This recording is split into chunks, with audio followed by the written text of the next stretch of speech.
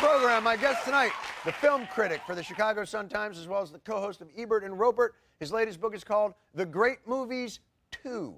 Please welcome Roger Ebert. Roger! Hello, my friend. Come on up. Watch your step, sir. Come on up. There you are. How are you? Please. Enjoy. Thank you very much for coming on the program. It's an honor. Ah, please. It's an honor to have you. We're delighted by the happenstance, by the serendipity. We are about to head off and host the Oscars. You are I heard about that. Yeah. The film expert, the analyst, the man. How badly am I going to get crushed? I was thinking about that. I was going to be a little nervous coming out here tonight, and then I thought, well, at least I'm not hosting the Oscars.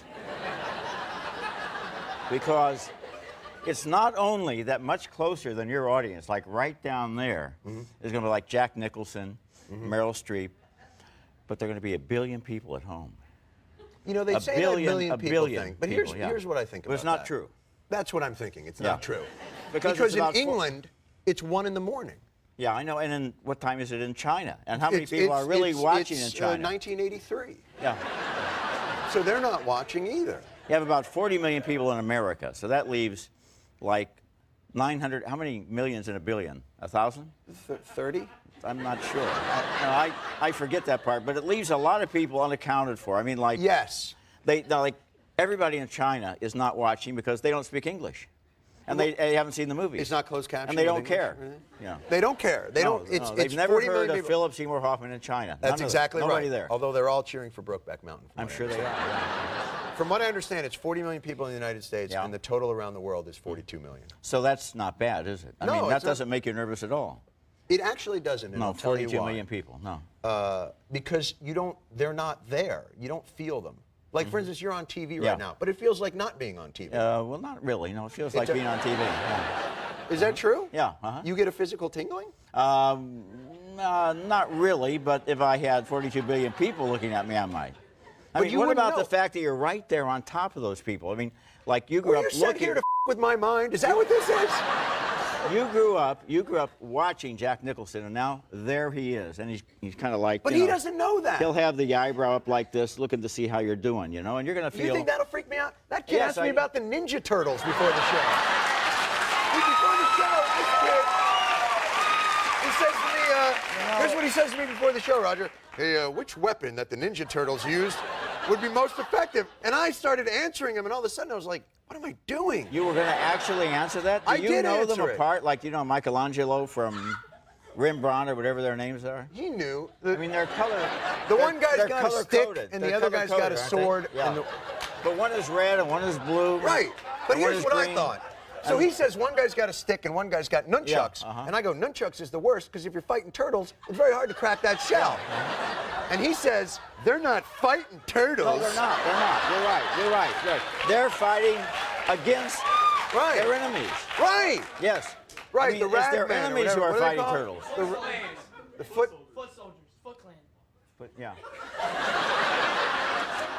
Don't you think that life is way too short to know that when you're that age, and even worse when you're his age? You mean old enough to be in the Army? I mean, he's retained. He's retained that knowledge. He has retained that knowledge. He probably knows the Spice Girls, too. Let me ask you this, too. I have a movie coming out this weekend called Dougal. Now, let me tell you this. Yeah, it wasn't. They haven't released it to critics. No. That's a good sign, right? We have something on our show called The Wagging Finger of I've seen it. Shame. But I don't know, because first they said they wanted us to see it. That's what we heard. Then they saw it. That could be. So you did the voiceover, right? Yeah, it was. And does the character look like you? No, he's a blue spring. Oh, a spring? Dude, you don't even want to get into this. Mattress or something? It's a blue spring that wants to freeze the world through ice he shoots out of his mustache.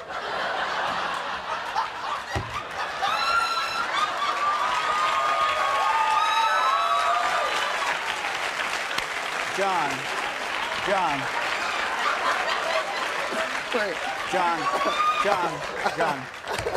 This audience,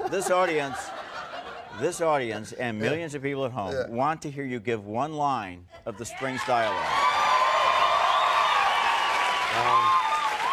You want me to play the other? Who does he talk to? I'll play the other part. Okay, you're Zebedee.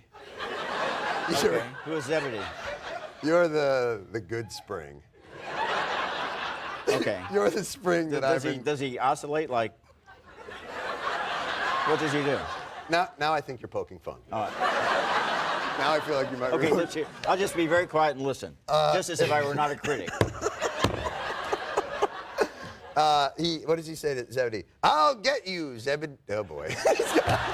Go on. I'm sorry. Come on.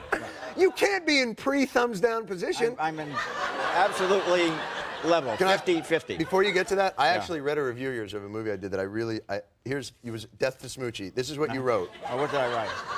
This is actually pretty cool. In all the annals of the movies, few films have been this odd, inexplicable, and unpleasant. Now, but here's the thing.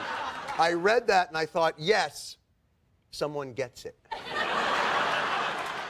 Well, what did I say in the first paragraph of that review? Well, I don't remember. I said, I didn't read you it. have to be amazingly talented and gifted to make a movie this bad. That is how I've been living my movie career, I know. actually. It's quite a thing. Are you gonna, for a guy like you, is the Oscars an interesting show for you? Yeah. Do you I am backstage. I am not out there in the audience. We Oh. are in the press room. We have earphones. Oh, you're going to be there? Yeah, sure, I cover it. Dude, yeah. we're totally going to get hammered that night. You're going to be good. You're going to be good It's gonna because be you know fun. why? You're funny and Yeah, you're smart why and you're not? quick. Yeah. Who's better than me? Right. Yeah, they got in free. Do you have an idea for yourself? Could something disappoint you? Like if a certain, name a film, a best film that would win, or has won that disappointed you. Oddly enough, this year, none of the 5 films would disappoint me if they won. You think this year they got it right? They have 5 all good 5 films. quality Yes, films. they do. Yes. Mhm. All 5 made your top 10. I'd be kind of disappointed if Dame Judi Dench won for best actress or supporting actress Because or of whatever. You know, her, there's a dame every year. You ever notice that? There's always a dame. There's always a an dame. English I name. recommend it to Reese Witherspoon. She changed her name to Dame Reese Witherspoon. I think she's taking it this year. Do you have a sense of that? I think she will, yes. Can I tell you what I'm going to do? And this is probably not cool. I'm going to make it up and just read out a person's name.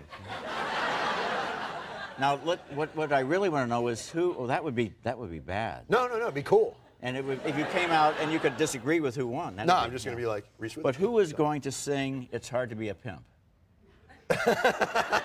Barry Manilow.